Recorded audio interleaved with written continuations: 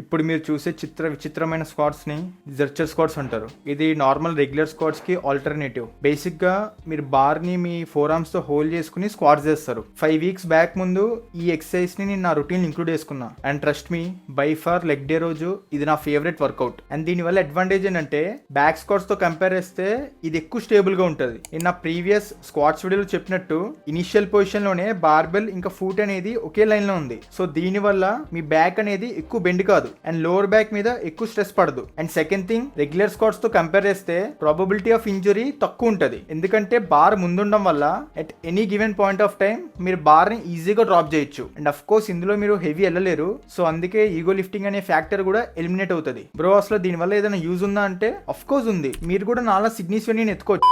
చూడండి, మనం జిమ్ లో 1-2 hours ఎవ్రీడే ఏదైతే కష్టపడతామో అది మన డే టు డే యాక్టివిటీలో యూస్ఫుల్ అవ్వాలి. ఈ జర్చర్ మూమెంట్స్ అనేవి మన లైఫ్ లో వెరీ బేసిక్ పనులకు యూజ్ చేస్తాం. అందుకే మీరు మీ రొటీన్ లో ఇలాంటి 1-2 వర్కౌట్స్ ఇంక్లూడ్ చేసుకోవడం వల్ల యూజ్ ఉంటుంది. మీకు స్టార్టింగ్ లో జర్చర్ స్క్వాట్ చేసేటప్పుడు ఫోర్ ఆర్మ్ పెయిన్ వస్తుంది. బట్ ట్రస్ట్ మీ, మెల్లగా మీ బాడీ అడాప్ట్ చేసుకుంటది. ఒక్కసారి గుర్తెచ్చుకోండి, ఎప్పుడైతే మీరు ఫస్ట్ టైం స్క్వాట్ చేశారో మీ ట్రాప్స్, మీ బ్యాక్ ఎంత పెయిన్ వచ్చినాయో. బట్ మీరు అదే స్క్వాట్స్ ఇప్పుడు వేస్తే మీకు అంత పెయిన్ ఉండదు. సిమిలర్లీ ఇది కూడా అంతే. ఇఫ్ ఒకవేళ మీ గోల్ ఓన్లీ హెవీ స్క్వాట్స్ చేయడం అయితే ఈ ఎక్సర్సైజ్ ని మీరు లైట్ తీసుకోండి. అండ్ ఇఫ్ ఒకవేళ మీ గోల్ ఓవరాల్ ఫిట్నెస్ అయితే దెన్ ఒక్కసారి ట్రై చేసి చూడండి. ఎందుకంటే at the end barbell back squats ఇంకా ఇది మీ క్వాడ్స్ కి సేమ్ స్టిమ్యులస్ ఇస్తుంది. బట్ ఈ మూవ్మెంట్ అనేది మనం రెగ్యులర్ డే టు డే యాక్టివిటీలో యూజ్ చేస్తాం. సో దీని వల్ల రియల్ టైం బెనిఫిట్ ఉంటుంది. Give it a try.